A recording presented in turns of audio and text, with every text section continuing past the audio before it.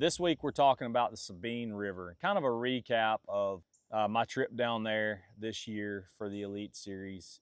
You know, we had a back-to-back, went to Lake Fork. That one got me and actually finished almost dead last. I think that may be my worst tournament finish ever. And to happen on one of my favorite lakes, a lake that I know really well, is very disappointing. And those fish were just kind of starting to transition out. I tried to fish out deep most of the week. I really felt like that's where it was going to go down, and it ended up happening that way. Congrats to Tucker Smith for winning that tournament. Awesome performance, fishing a lot of the places that I've known and that I've fished for years down there. I just wasn't able to get it going during the tournament.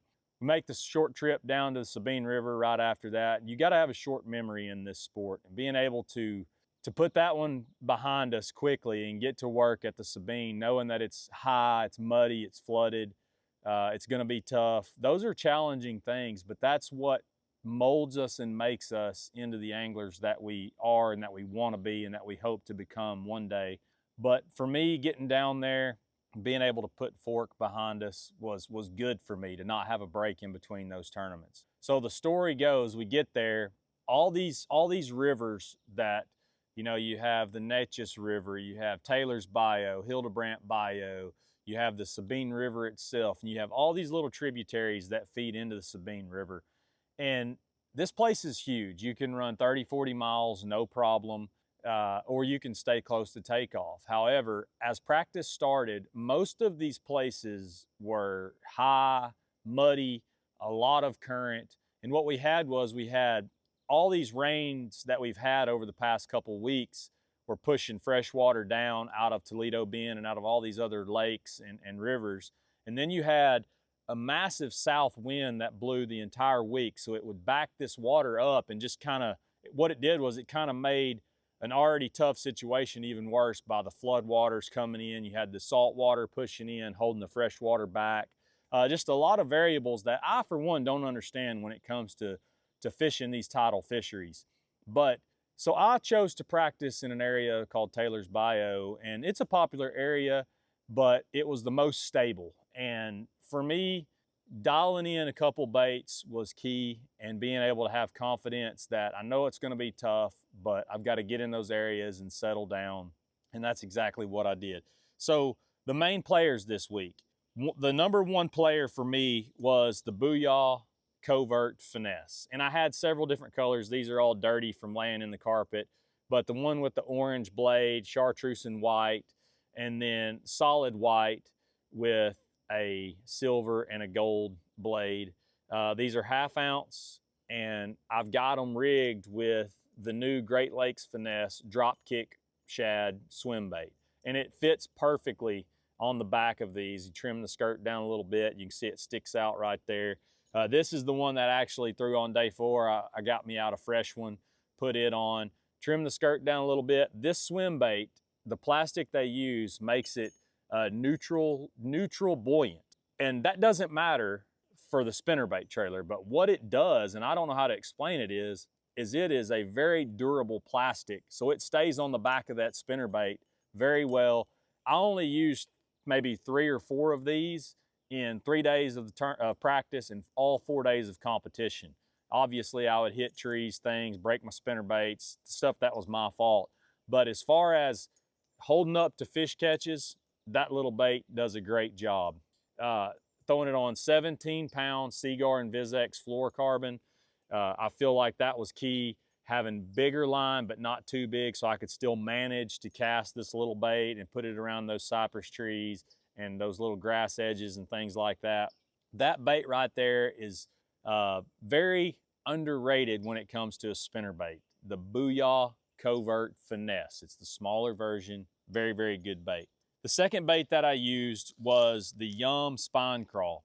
And it has quick legs, and what I mean by that is they're real tight and they kick real quick. They're not floppy legs.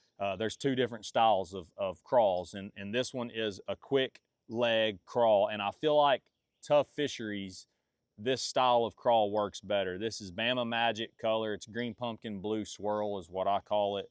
But I was rigging it on a 7/16 and a 1/4 ounce, just with a little 3/0 flipping hook, pegging the sinker, throwing this on 20-pound Seaguar and VizX fluorocarbon. And I was putting a little bit of red on the pinchers of this bait. And I don't know that it makes a difference, but for me, it's just a confidence thing. This is a very compact, low profile crawl style bait. You can slide it in and out of those little bitty tight cover situations quietly, stealthy, but it has enough action in those legs to get some of those finicky bass to bite. And certain days, the moving baits were better. Day 1, I caught a lot of fish on the spinner bait, and day 4, I caught quite a few on the spinner bait. But mixing these two up was the biggest key to a 7th place finish on a very tough fishery that had a lot of people in those areas.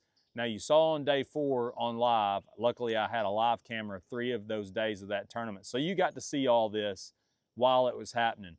But day 4, I chose to go to a different area, just trying to find something bigger, better, faster that I could maybe come back and win the tournament on. Unfortunately, didn't happen. Caught 7 pounds again, which was a good solid limit for there, as tough as it was. But these two baits, and I also did mix in the Booyah Poppin' Pad Crasher in black and yellow.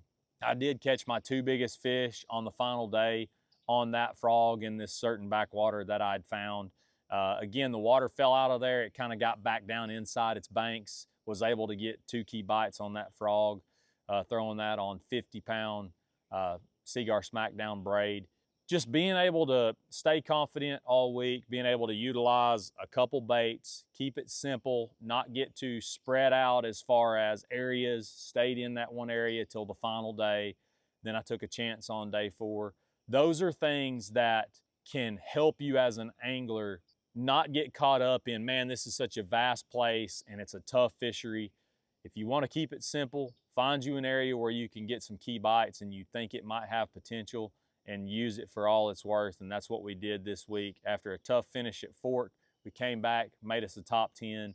Now we only have 3 events left, so I have to tighten down, really hunker down and focus hard and work as hard as I can, and try to have 3 more good events and hopefully get a couple more top 10s. But again, appreciate all the support, the calls, the text, and congratulations to Pat Schlapper for winning that tournament.